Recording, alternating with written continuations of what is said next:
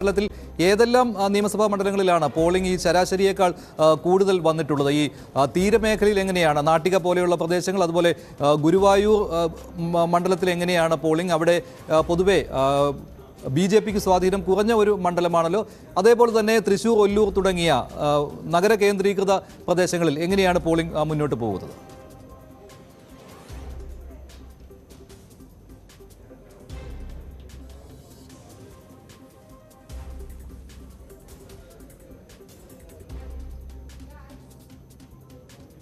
ഡാനിയിലേക്ക് തിരിച്ച് തമിഴ്നാട്ടിൽ ഇപ്പോൾ എം.എസ്. അനീഷ് കുമാർ ചേരുകയാണ്. കോഴിക്കോട്, വടകര മണ്ഡലങ്ങളുടെ വിവരങ്ങൾ നൽകുന്നതിന് വേണ്ടിയാണ് എം.എസ്. അനീഷ് കുമാർ ചേരുന്നത്. അനീഷ്, എങ്ങനെയാണ് ഇപ്പോൾ വടകരയിലും കോഴിക്കോടുമുള്ള ഒരു പൊതു ട്രെൻഡ്? കോഴിക്കോടും വടകരയിലും കഴിഞ്ഞ തവണ നല്ല പോളിംഗ് ആയിരുന്നു. മിക്കവാറും എല്ലാ തെരഞ്ഞെടുപ്പുകളിലും മികച്ച പോളിംഗ് ആണ് വടകരയിലും കോഴിക്കോടും വരാറുള്ളത്. ഇത്തവണയും കഴിഞ്ഞ തവണത്തെ അതേ ട്രെൻഡ് തന്നെ കാണുന്നുണ്ടോ, പ്രത്യേകിച്ച് വടകരയിൽ?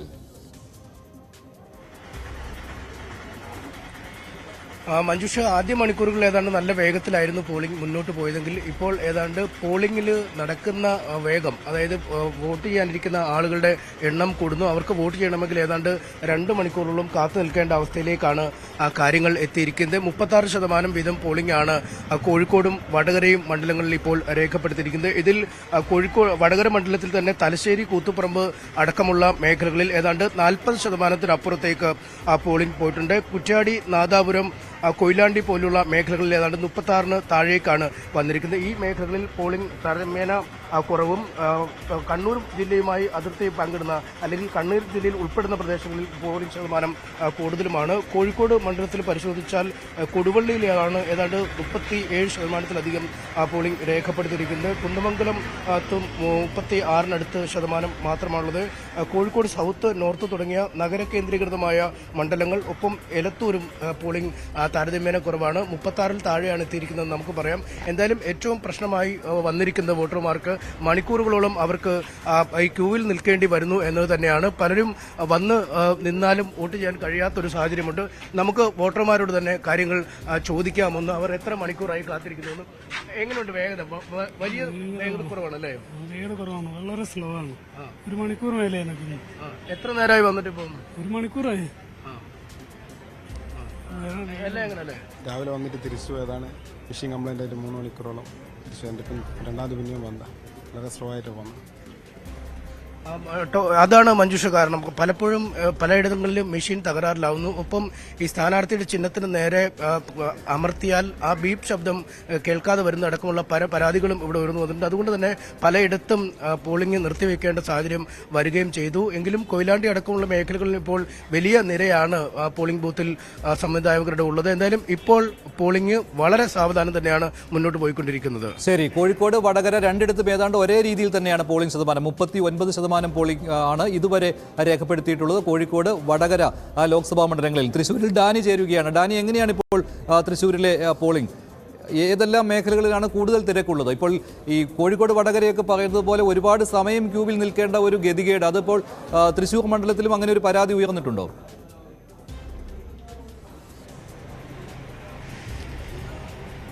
മഞ്ജുഷ, തുടക്കം മുതൽ തന്നെ തൃശ്ശൂരിൽ വലിയ തിരക്ക് അനുഭവപ്പെട്ടിരുന്നു. രാവിലെ മുതൽ നല്ല തിരക്കാണ് മിക്കവാറും തന്നെയും എല്ലാ മണ്ഡലങ്ങളിലെയും ബൂത്തുകളിലെല്ലാം അനുഭവപ്പെട്ടിരുന്നത്. നമ്മൾ നഗര കേന്ദ്രീകൃതമായ പല ബൂത്തുകളിലും എത്തുമ്പോൾ അവിടേക്ക് രാവിലെ തന്നെ ആളുകൾ കൂടുതലായിട്ട് തന്നെ എത്തിയിരുന്നു. പ്രധാനമായും തന്നെ ഈ ചൂട്, അത്തരം കാര്യങ്ങൾ കണക്കിലെടുത്തുകൊണ്ട് തന്നെയായിരുന്നു കൂടുതലായിട്ടും വോട്ടർമാർ രാവിലേക്ക് എത്തിക്കൊണ്ടിരുന്നത്. അത് ഏതാണ്ട് ശരിവെക്കുന്ന രീതിയിൽ ഇപ്പോൾ ഒരു തിരക്കിന് ഒരല്പം കുറവ് വന്നിട്ടുണ്ടെങ്കിലും ഇതൊരു പോളിംഗ് നിലവാരം തൃശ്ശൂരിലെ മണ്ഡലത്തിലേക്ക് വരുമ്പോൾ ഏതാണ്ട് 40 കഴിഞ്ഞിരിക്കുന്നു എന്നതാണ്. വലിയ രീതിയിലേക്ക് പോളിംഗ് രാവിലെ കനത്ത പോളിംഗ് നടന്നിരിക്കുന്നു എന്നതാണ്. മണ്ഡലങ്ങളിലേക്കും പോളിംഗ് നിരക്കുകൾ ലഭ്യമാവുന്നത് ഇതെല്ലാം ഉയർന്ന നിരക്കിലേക്ക് തന്നെയാണ് പോകുന്നത്. താൽക്കാലികമായൊരു ഇടവേള ഉച്ച സമയത്ത് സ്വതവേ തൃശ്ശൂരിൽ പൊതുവെ ചൂട് കൂടുന്നൊരു അവസ്ഥയാണുള്ളത്. എങ്കിൽ കൂടിയും നഗര കേന്ദ്രീകൃതമായിടത്ത് മാത്രമാണ് കുറച്ച് ഒരു കുറവ് വന്നിരിക്കുന്നത്. പക്ഷേ മറ്റിടങ്ങളിലേക്ക് ഗ്രാമകേന്ദ്രീകൃതമായ പല ബൂത്തുകളിലേക്കും എല്ലാം തന്നെ ചെല്ലുമ്പോൾ കൂടുതൽ ആളുകൾ തന്നെ പ്രധാനമായും തന്നെ കുടുംബമായിട്ട് തന്നെ വന്ന് വോട്ട് ചെയ്യുന്നൊരു സാഹചര്യം നിലവിലുണ്ട്. ഇന്ന് പൂങ്കുന്നത്ത് കള്ള വോട്ട് സംബന്ധിയായ ചില പരാതികൾ ഉയർന്നിരുന്നു. ഇത് സംബന്ധിച്ച വലിയ രീതിയിലുള്ള തർക്കങ്ങൾ നടന്നിരുന്നു. പ്രത്യേകിച്ച് ബി.ജെ.പി കൂടുതൽ പേരെ വോട്ട് ചേർത്ത് ചേർത്തിരിക്കുന്ന ഈ രീതിയിൽ മണ്ഡലത്തിലില്ലാത്ത പലരുടെയും വോട്ടുകൾ ഇങ്ങനെ ചേർത്തിരിക്കുന്നു എന്ന് പറഞ്ഞ് ഇടതുമുന്നണിയും അതോടൊപ്പം തന്നെ UDF-ഉം എല്ലാം തന്നെ ഈ രീതിയിൽ പരാതി ഉന്നയിച്ചു. 3 പേരെ വോട്ട് ചെയ്യാതെ അവരെ തടഞ്ഞു വയ്ക്കുന്നൊരവസ്ഥയുണ്ടായിരുന്നു. പിന്നീട് ജില്ലാ കളക്ടർ അടക്കം ഇവിടേക്ക് വന്ന് കളക്ടർ പറഞ്ഞത് ലഭ്യമായ രേഖകളെല്ലാം തന്നെ ഉണ്ടെങ്കിൽ അവർക്ക് വോട്ട് ചെയ്യാൻ കഴിയുമെന്നതാണ്. അവരെ തടസ്സപ്പെടുത്താൻ കഴിയില്ല. അതിന് മറ്റു പരാതികളുണ്ടെങ്കിൽ അതെല്ലാം പിന്നീട് പരിശോധിക്കുമെന്നായിരുന്നു പറഞ്ഞിരുന്നത്. ഇതേ തുടർന്ന് ഇവർക്ക് വോട്ട് ചെയ്യാൻ അവസരമുണ്ടായി.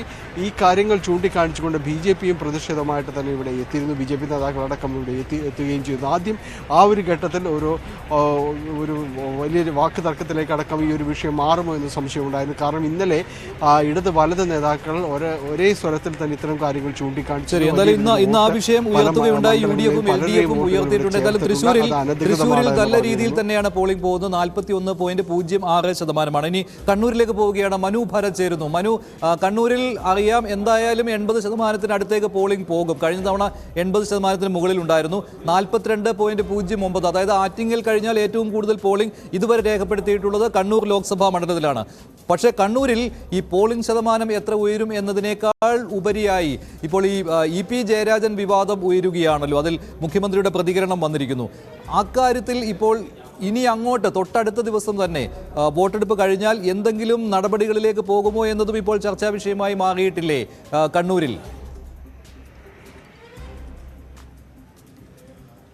അതെ, സ്വാഭാവികമായും ഈ മുഖ്യമന്ത്രി ഇന്ന് രാവിലെ കുടുംബസമേതം വോട്ട് ചെയ്യാൻ എത്തിയതിനു ശേഷമാണ് ഇത്തരത്തിൽ ഒരു പ്രതികരണം അദ്ദേഹത്തിൻ്റെ ഭാഗത്തുനിന്ന് ഉണ്ടായത്.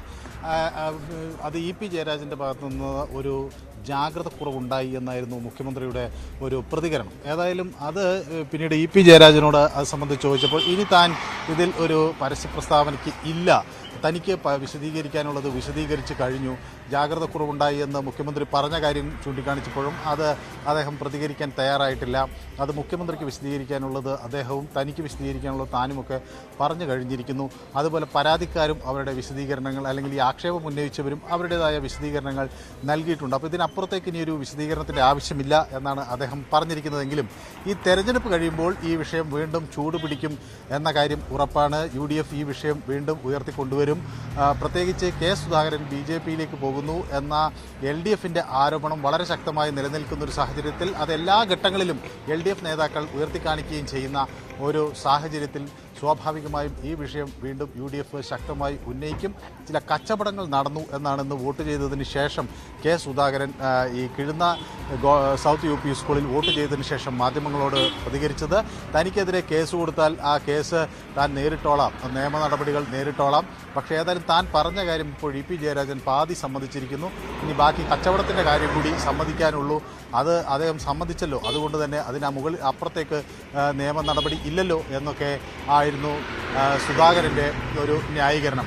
ഏതായാലും തന്നെ അധിക്ഷേപിച്ചവർക്ക് ഇതുപോലെ ഒരു സാഹചര്യം ഉണ്ടായിരിക്കുന്നു. എന്നാൽ EP ജയരാജനെ അപമാനിക്കാനോ അതുപോലെ അധിക്ഷേപിക്കാനോ വേണ്ടിയല്ല താൻ ഇങ്ങനെ ഒരു പ്രതികരണം നടത്തിയത്. EP ജയരാജൻ വരികയോ പോകുകയോ ഏത് പാർട്ടിയിൽ ചേരുകയോ ചെയ്യുന്നതൊന്നും തന്നെ ബാധിക്കുന്നൊരു വിഷയമല്ല എന്നുകൂടി K. സുധാകരൻ പറഞ്ഞു വയ്ക്കുന്നു. പക്ഷേ അതിനൊക്കെ അപ്പുറത്തേക്ക് ഈ വിഷയം ഈ തെരഞ്ഞെടുപ്പ് അവസാനിക്കുന്നതിന് ശേഷം വീണ്ടും വലിയ തോതിൽ ചർച്ചയാക്കാൻ തന്നെയാണ് UDF ആലോചിക്കുന്നത്. ഏതായാലും സുധാകരനും അതുപോലെ EP ജയരാജനുമൊക്കെ BJP-യിലേക്ക് ചേരാൻ ഉള്ള ചർച്ചകൾ നടത്തി എന്ന നിലയിൽ തന്നെയാണ് BJP-യും കാര്യങ്ങൾ വ്യാഖ്യാനിക്കുന്നത്. ശരി മനു, എന്തായാലും ഈ വിഷയം സ്വാഭാവികമായിട്ടും UDF അത് നിലനിർത്തിക്കൊണ്ട് പോകാൻ തന്നെ ആഗ്രഹിക്കും. കൂടുതൽ പ്രതികരണങ്ങൾ ഉണ്ടാകും എന്നുള്ള കാര്യത്തിലും സംശയമില്ല. അതുമാത്രമല്ല, ഇത് ഒരു നടപടിയിലേക്ക് പോകുമോ CPM-ൽ എന്ന കാര്യമാണ് ഇപ്പോൾ ഉദ്വേഗപരം ആയിട്ട് ഉറ്റുനോക്കുവാനുള്ള ഒരു പ്രധാനപ്പെട്ട ഒരു കാര്യമായി മാറുകയാണ്. ഒരു പ്രധാന രാഷ്ട്രീയ വിഷയമായി ഉയർന്നു വന്നിരിക്കുകയാണ്.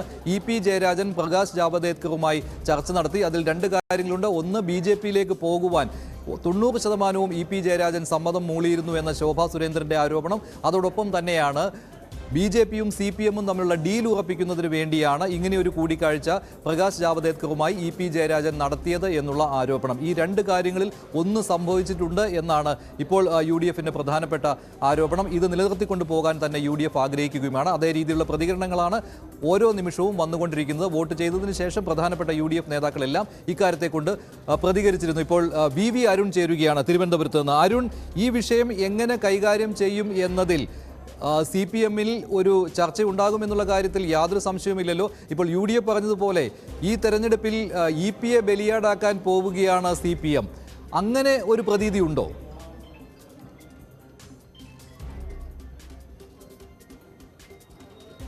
മഞ്ജുഷ, EP ജയരാജന്റെ ഇന്നത്തെ വെളിപ്പെടുത്തലും കഴിഞ്ഞ ദിവസങ്ങളിലെ പ്രസ്താവനയും ഒക്കെ വലിയ തിരിച്ചടിയായി മാറുമെന്ന ആശങ്ക CPM നേതൃത്വത്തിലുണ്ട്. അതുകൊണ്ടാണ് മുഖ്യമന്ത്രി പിണറായി വിജയൻ നേരിട്ട് തന്നെ EP-യെ തള്ളിപ്പറഞ്ഞ് രംഗത്ത് വന്നത്. നേരത്തെ തന്നെ EP ജയരാജന്റെ പല പ്രസ്താവനകളോടും CPM നേതൃത്വത്തിന് കാര്യമായ അതൃപ്തി ഉണ്ടായിരുന്നു. അതിനിടയിലാണ് ഇപ്പോൾ വിപക്ഷ ചില നേതാക്കളൊക്കെ ഇതിന് വിശേഷിപ്പിക്കുന്നത് നെയ്യാറ്റിൻകര ഉപതെരഞ്ഞെടുപ്പ് ദിവസം TP ചന്ദ്രശേഖരൻ്റെ വിധവയെ കാണാൻ പോയ VS അച്യുതാനന്ദൻ നിലപാടിനോട് ഇന്നത്തെ EP-യുടെ പ്രസ്താവനയെ ഉപമിക്കുന്നവരും CPM-ൽ കുറവല്ല. കടുത്ത അതൃപ്തി CPM നേതൃത്വത്തിൽ വിഷയം ഉണ്ടാക്കിയിട്ടുണ്ട്. പ്രകാശ് ജാവദേക്കറുമായുള്ള കൂടിക്കാഴ്ച അല്ല അതിന് കാരണം. ജാവദേക്കറുമായി കൂടിക്കാഴ്ച നടത്തിയത് പാർട്ടിയെ EP അറിയിച്ചിട്ടുള്ള കാര്യമൊക്കെ പിന്നീട് CPM പരിശോധിക്കുകയും അതിൽ നടപടിയെടുക്കുകയും ചെയ്യുന്ന കാര്യമാണ്. പക്ഷേ അതിനപ്പുറത്തേക്ക് ഇന്ന് ഈ വിഷയത്തിൽ EP ജയരാജൻ താൻ തന്നെ പ്രകാശ് ജാവദേക്കർ കണ്ടിരുന്നുവെന്ന വെളിപ്പെടുത്തൽ അത് വലിയ തെറ്റായിപ്പോയെന്ന അഭിപ്രായമുള്ളവർ CPM-ൽ ഏറെയാണ്. നേതൃത്വം തന്നെ വലിയ അതൃപ്തി അക്കാര്യത്തിലുണ്ട്.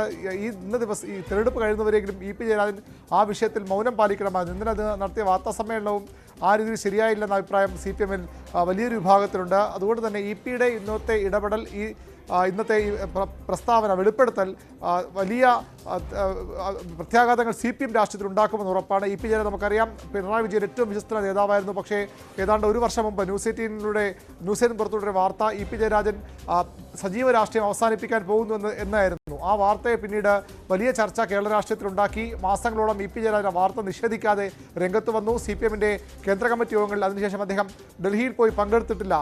തിരുവനന്തപുരത്ത് നടന്ന യോഗത്തിൽ മാത്രം അദ്ദേഹം പങ്കെടുത്തത്. കേന്ദ്ര കമ്മിറ്റി യോഗങ്ങൾ നിരന്തരം വിട്ടുനിന്നു. CPM സംസ്ഥാന സെൻറ്ററിൻ്റെ ചുമതലയുള്ള കേന്ദ്ര കമ്മിറ്റി അംഗമാണ് EP ജയരാജൻ. അദ്ദേഹം തിരുവനന്തപുരത്തേക്ക് വന്നാലും സെക്രട്ടറി യോഗങ്ങളിലും സംസ്ഥാന കമ്മിറ്റി യോഗങ്ങളിലും പങ്കെടുക്കാതെ മാറി നിന്നു. പാർട്ടിയുടെ പ്രധാനപ്പെട്ട സമര ക്യാമ്പയിനുകൾ അദ്ദേഹം ബഹിഷ്കരിച്ചു.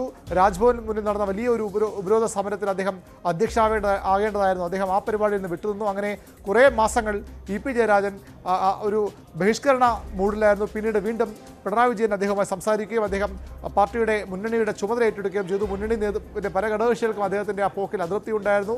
അങ്ങനെ നിൽക്കുമ്പോഴാണ് വിവാദങ്ങൾ വീണ്ടും ഉണ്ടാകുന്നത്. EP ജയരാജനെ BJP-യിലേക്ക് ക്ഷണിച്ചുവെന്ന് ശോഭാ സുരേന്ദ്രൻ വെളിപ്പെടുത്തുന്നു. ഇതെല്ലാം നന്ദകുമാർ അത്തരം കൂടിക്കാഴ്ച നടന്നുവെന്ന് സ്ഥിരീകരിക്കുന്നു. ഒടുവിൽ EP ജയരാജൻ തന്നെ താൻ പ്രകാശ് ജാവദേക്കറെ കണ്ടിരുന്നു എന്ന കാര്യം തൻ്റെ മകൻ്റെ ആക്കുളത്തെ ഫ്ലാറ്റിൽ വെച്ച് കണ്ടിരുന്നുവെന്ന നിർണായക വെളിപ്പെടുത്തൽ നടത്തുന്നു. അത് എന്തുകൊണ്ട് ഈ ഒരു ദിവസം അതിന് EP ജയരാജൻ തെരഞ്ഞെടുത്തു എന്ന ചോദ്യമാണ് പൊതുവിൽ CPM-ൽ ഉയരുന്നത്. ശരിയാണ്. ഏതായാലും അരുൺ, ഇത് വരും ദിവസങ്ങളിൽ കൂടുതൽ ചർച്ചാ വിഷയമാകുമെന്ന കാര്യത്തിൽ യാതൊരു സംശയവുമില്ല. EP ജയരാജൻ ഇന്ന് ഇങ്ങനെ മാധ്യമങ്ങളോട് സംസാരിക്കണമോ എന്നുള്ള കാര്യത്തിൽ, അങ്ങനെ വേണ്ടിയിരുന്നോ എന്നുള്ള കാര്യത്തിലും CPM-ൽ ഇപ്പോൾ അഭിപ്രായ വ്യത്യാസങ്ങളുണ്ട്. വേണ്ടിയിരുന്നില്ല എന്നാണ് ഭൂരിപക്ഷം നേതാക്കളുടെയും നിലപാട്. ഇത് CPM-നെയും LDF-നെയും വെട്ടിലാക്കുന്ന രീതിയിലായിപ്പോയി EP ജയരാജന്റെ പ്രതികരണം എന്ന രീതിയിലാണ് പല നേതാക്കളും കാണുന്നത്. അതുകൊണ്ടുകൂടി തന്നെയാണ് മുഖ്യമന്ത്രി ഇക്കാര്യത്തിൽ നേരത്തെയും ഇത്തരത്തിലുള്ള ജാഗ്രത കുറവ് EP ജയരാജന് ഉണ്ടായിട്ടുണ്ട്. അത് ആവർത്തിക്കാൻ പാടില്ലായിരുന്നു എന്ന രീതിയിലുള്ള വിശദീകരണം നൽകുകയും ചെയ്തത്. ഈ വിഷയം വലിയ രീതിയിൽ തന്നെ UDF ഉയർത്തിക്കൊണ്ടുവരികയാണ്.